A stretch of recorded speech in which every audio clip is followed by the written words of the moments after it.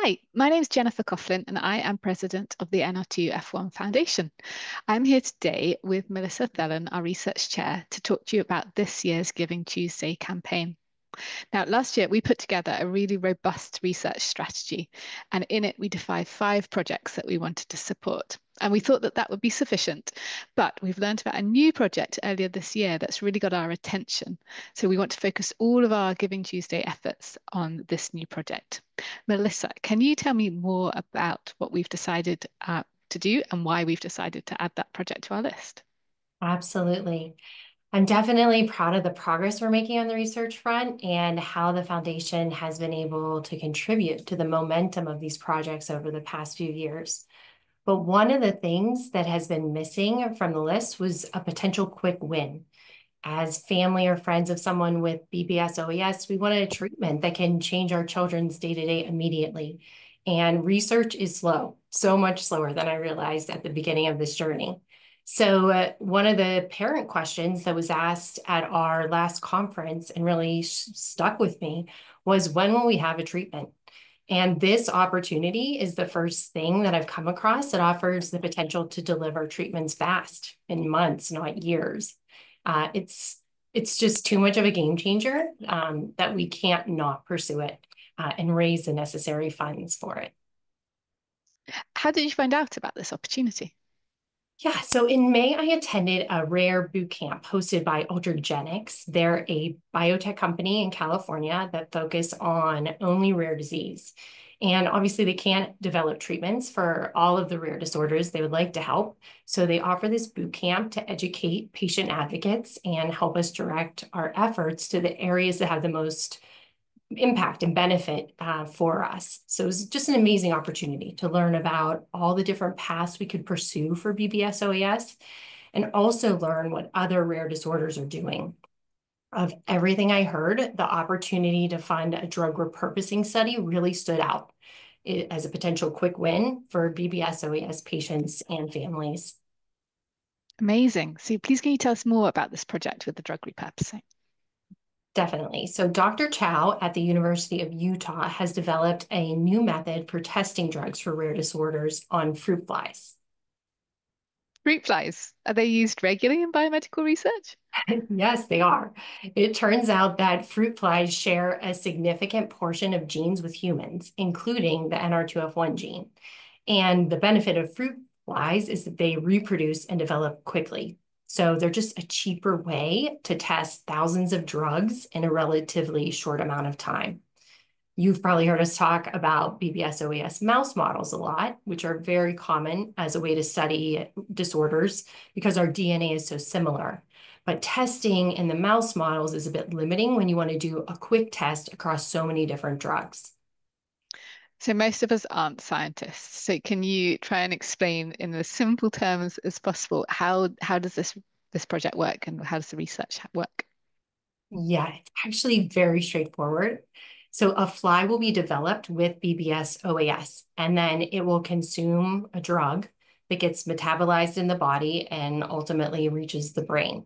And then we can measure if it has an effect on key characteristics of BBSOAS.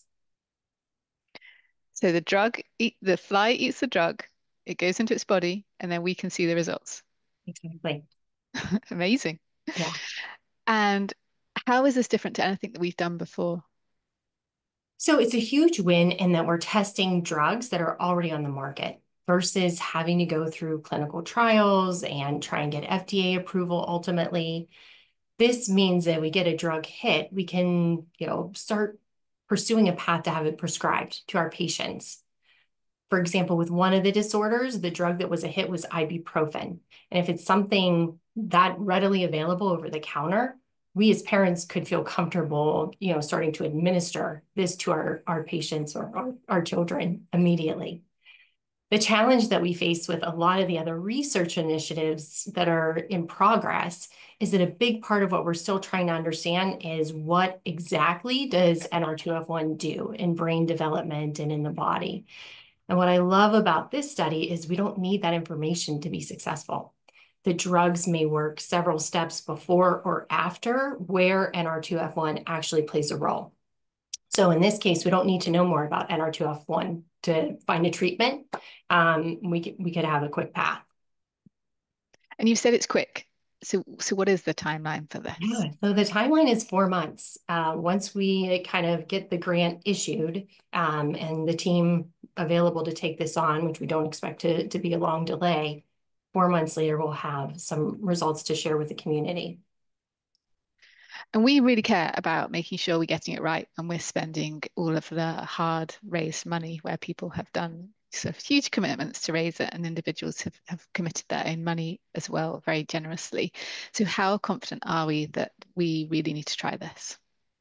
Yeah, I'm 100% confident. We vetted this idea as a board. We always partner closely with our scientific advisors, including Dr. Schaff, the S in BBSOAS.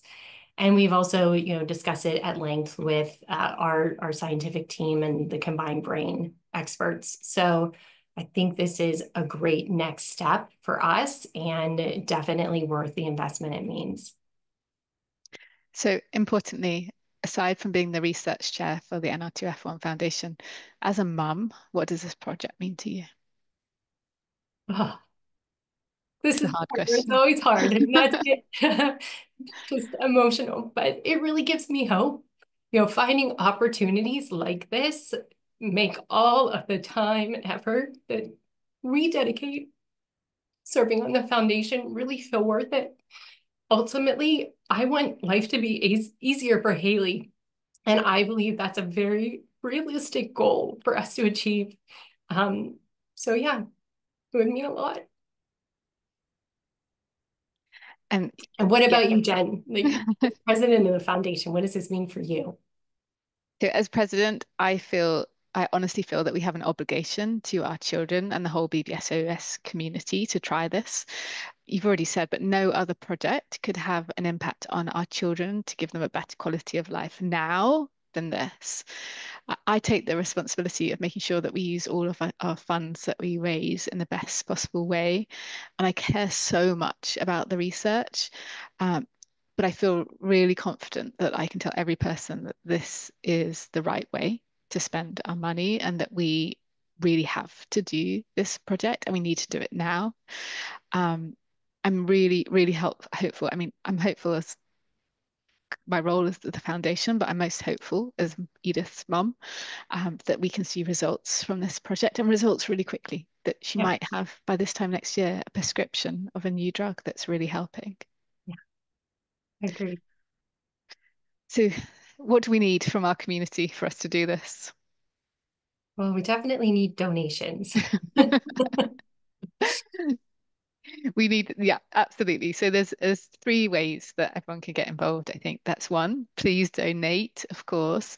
You can create your own fundraising page within the campaign that we've set up, and we've made another video to show you how to do that. But the other big piece is that we really need you to share it and promote it within your network. So telling your friends and colleagues and family just how important this is and asking for their help. Melissa, what's your thoughts about how big a donation somebody should make? Yeah, I mean, we definitely need big donations, of course. So would love anyone who can offer to do that. But we know living with, children with disabilities is expensive.